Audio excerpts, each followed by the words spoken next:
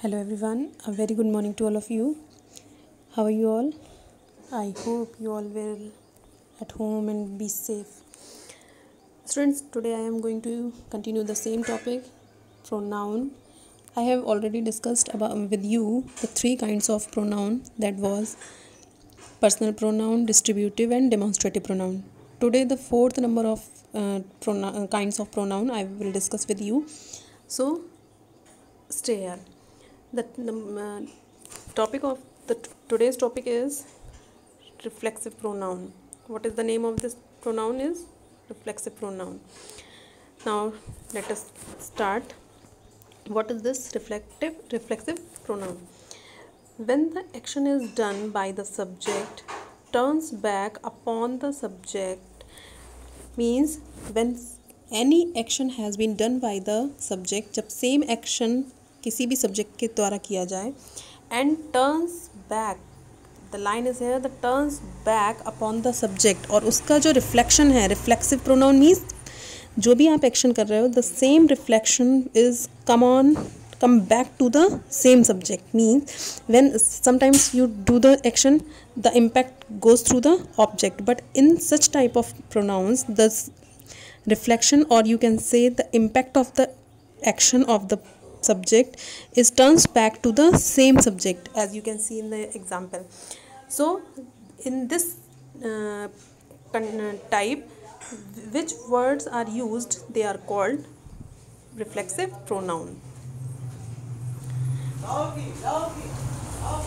Topic is reflexive pronoun are formed by adding the self after these words, as my plus self. You can see on the screen that my plus self is completely made of new word, which is myself.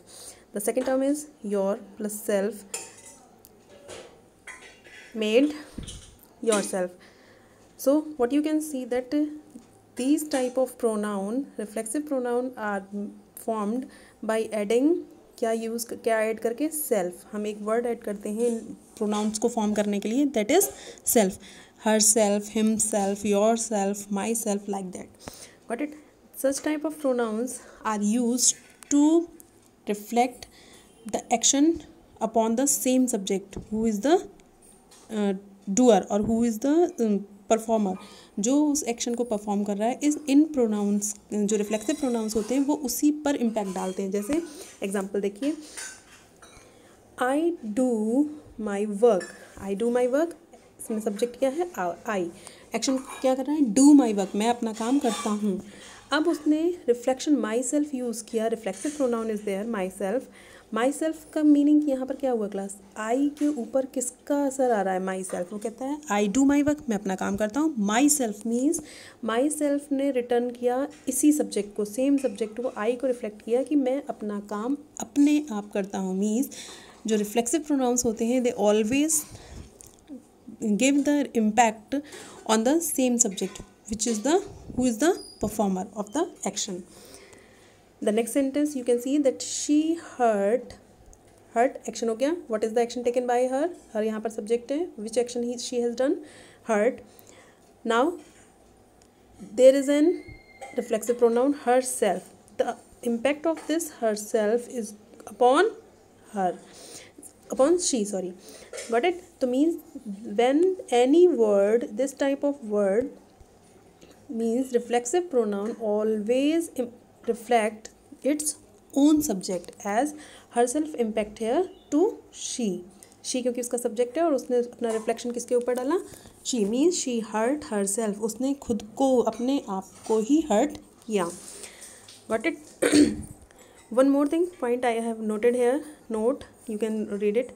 Reflexive pronoun are used as object, not as subject. Reflexive pronouns always used as object, as you can see on your screen in the example. मैंने यहाँ पे किस जगह reflexive pronoun use की हैं? At the place of object, not at the place of subject. You can never say my self is a boy, my self is this.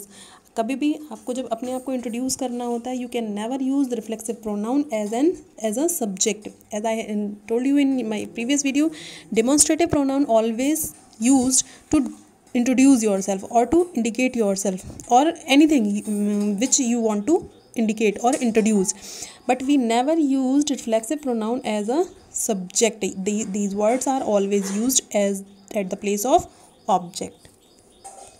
Now the next point is, students, as I have told you that there is a common thing in both of the types, emphatic and reflexive pronoun, that they are look like the same. इन दोनों ही pronouns को जब आप visualise करोगे you can find that they are looking same in the structure of their these words. Structure में ये दोनों ही वर्ड्स आपके सेम हैं, but when we start using these terms as emphatic or as a reflective pronoun, they have the different types of uses. Got it? So I will discuss, because in your list that was the last one, but because both the terms are same in looking in the structure, as you can say myself, herself, so I thought that it will be more easier for you to discuss together. अगर मैं इन दोनों ही terms को एक साथ discuss कर दूँ तो शायद आपको ईजिली समझ में आएगा. ठीक है, आपके चार्ट में एम्फेटिक जो है वो मैंने 9 नंबर पे मेंशन किया हुआ है, but I am going to discuss it at the number of 5, so that you can understand the difference between reflexive and emphatic. Got it? Now what is an emphatic pronoun? Reflexive आपकी समझ में आया. इसमें हमेशा हम self use करते हैं, ये अपने आप के लिए यूज़ होता है और ये अपने ही सब्जेक्ट पे अपना रिफ्लेक्शन डालता है. Emphatic pronouns are used for, as the name suggested. What is the meaning of emphatic? Emphatic means emphasize करना, किसी चीज़ पे बहुत फोर्स देना, फोर्सफुली कोई बात, किसी बात को कहना. Got it? तो as it name suggests, इसका नेम से क्या हमें समझ में आता है कि there is a pronoun which emphasize something, which is going to emphasize something.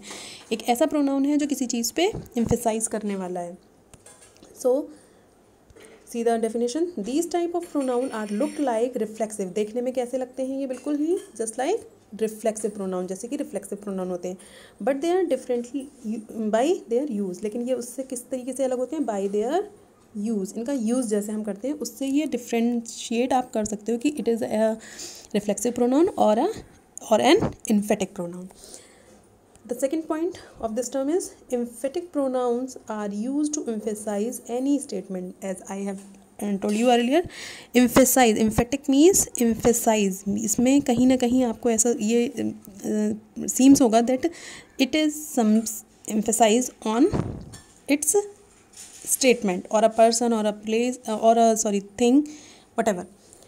Now go through the example. So, as I have written here, I myself saw him to do it. मैंने खुद देखा, मैंने अपने आप देखा. Means आप क्या देख रहे हो? ये these words are used with together with subject. ये बिल्कुल सब्जेक्ट के पास में यूज़ होते हैं. These pronouns are always stick with its subjects. As I am going to emphasize myself, I myself, मैंने खुद देखा है उसे. ठीक है, जैसे कहते हैं मैंने उसे देखा था, अपने आप देखा था. ये ईजी वर्ड में आपने बोला, ये चला गया रिफ्लेक्सिव की उसमें कैटेगरी में. But if you forcefully want to say something about your expression or someone others expression, then you forced on your statement, then we use emphatic pronoun. as I myself saw him, मैंने अपने आप उसे देखा, to do it, ऐसा करते हुए. Got it? The next example, she herself says so. she के साथ मैंने क्या यूज़ किया हुआ है?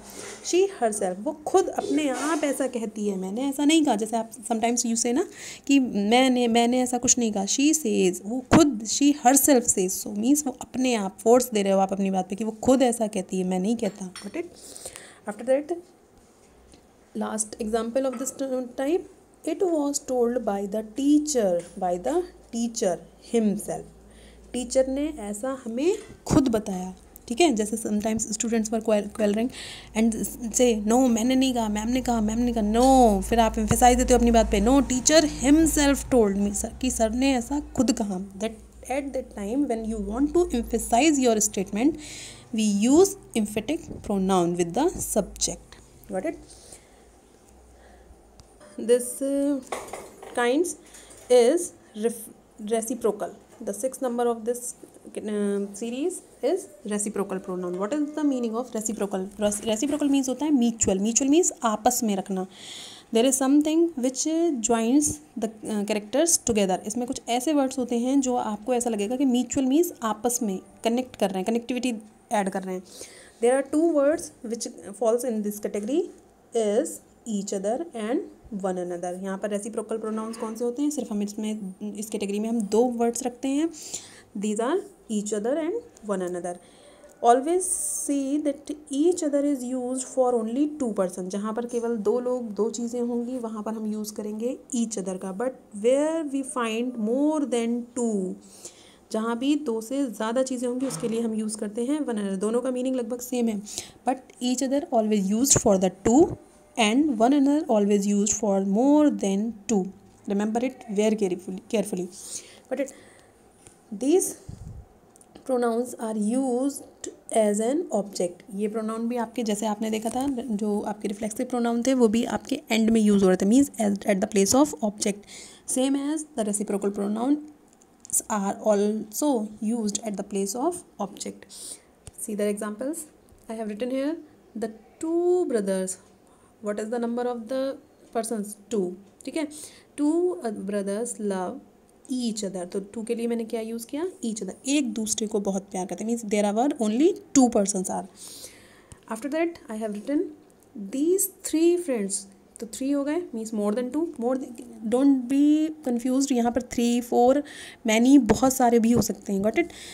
बस दो से ज़्यादा वहाँ पे नंबर जो है वो ये रिफ्लेक्ट होना चाहिए कि there were more than two. दो से ज़्यादा है. If there is fixed two number then we use only each other. But when there are more than two we always use one another. The term the three friends helped one another means उन तीनों friend ने एक दूसरे की आपस में help की. So students, I hope you will get this topic. If there is any problem you can ask me. Try to understand these terms. Listen this video again and again and try to write everything whatever I have mentioned here and read it and go through the example. Then you can understand it very easily. So thank you. Have a nice day.